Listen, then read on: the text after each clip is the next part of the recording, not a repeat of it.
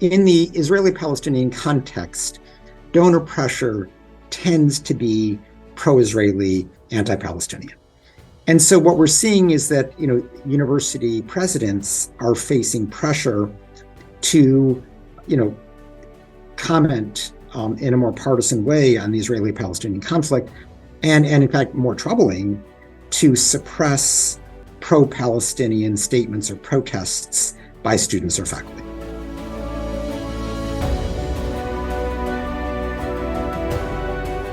Anti-Semitism is a very serious problem.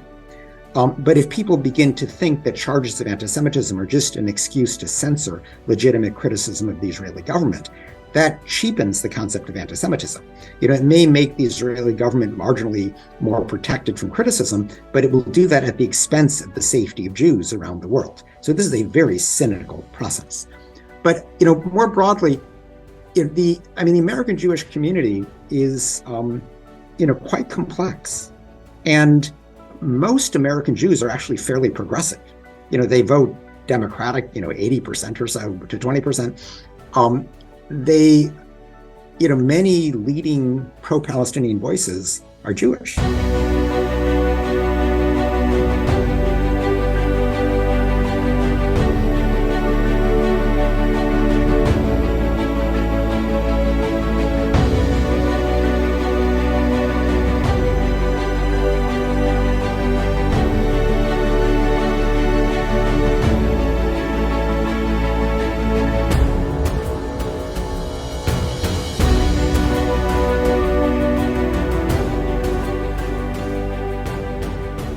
I used to look to university presidents as a potential source of moral leadership.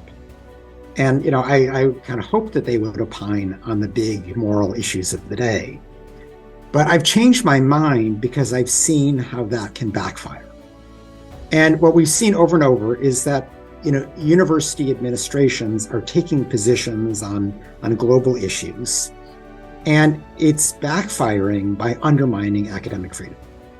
And, let me explain, because I think the initial impetus to comment on global affairs was well-meaning. It was taken out of concern with the welfare of students. And so, if there be some horrible event that would happen, the administration would say, we're aware that this event just happened, and if you're troubled by it, here are mental health services that are available on campus. And so that was well-meaning. But it was a short step from those statements of concern to then commenting on the global event itself.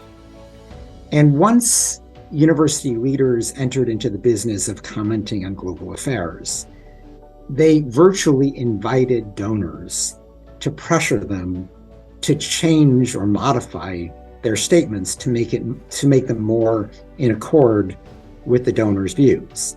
And indeed, the donors didn't stop there. They said, not only do we want you to change your statements, but we want you to start censoring what students and faculty say. And I think that almost is inevitable once university leaders get into the business of global commentary. And so what I urged is that universities adopt a clear policy that, their leadership, meaning the president or senior officials within the university, will not comment on global affairs because their top priority is to defend academic freedom so that faculty and students can comment on global affairs. And that's the division of labor that should exist. So I'm not saying that universities should withdraw from moral debates. Faculty and students should stay completely involved and speak publicly. But the university administration should refrain from its own commentary because that will work against its primary duty of defending academic freedom. Donors have no right to use their influence to undermine academic freedom. That's a basic principle of a university. And that they don't want funds from donors who are giving it in order to compromise academic freedom. And I say this because I had to do the same thing at Human Rights Watch. Every once in a while a donor would say, here's some money, but would you, condemn so-and-so? And my answer was no. We will take money to work on a particular country or an issue, but we will not take money with conclusions attached to it. And I just don't want your money. And that was basically, a principle that was necessary to uphold the integrity of Human Rights Watch, university presidents should do the same thing. To uphold the integrity of their institutions, they should not accept funds that are conditioned on undermining academic freedom.